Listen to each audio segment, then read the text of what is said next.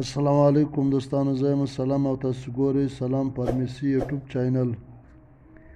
دوستانو نن خبره کوو د سیرپي سیپټران باره کښې. دا د چیچ لپاره استعمالیږي او کمې فایدې لري او څنګه استعمالیږي. دوستانو که پوره معلومات کول غواړئ نو ویډیو تر اخره وګورئ او که نوي دوستان یاست نو سلام فارمیسي یوټیوب چینل سبسکرایب کړئ.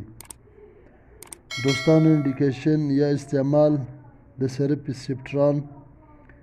دوستانو سیرپ سیپټران کښې دوې فارمولې موجود دي، یعنې ډبل انټي بایوټیک پکښې کې دي. دوستانو دا د هر قسم جراثیم لپاره کار کوي.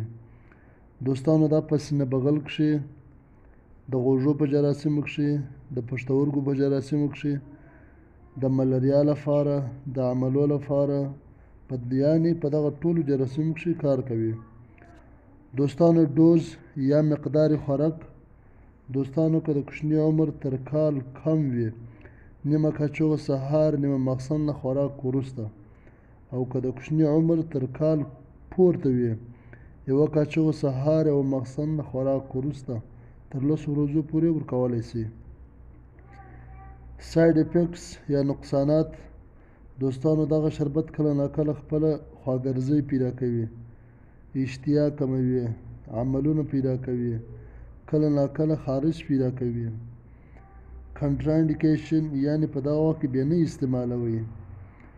دوستانو که د مریض پښتورګي بالکل خراب وي، بیخي کار کوي نه، په دغه وخت کې بیا نه استعمالوئ. او که د مریض اینه خرابه وي، یعنې ډېره خرابه وي، په دغه حالت کې بیا نه استعمالوئ. دوستانو امید کوم چې دا لنډه ویډیو به ستاسو خوښ شوې وي. د ټولو دوستانو څخه درخواست دی چې سلام فارمیسي چینل سبسکرایب کړئ، ویډیو لایک او شیر کړئ.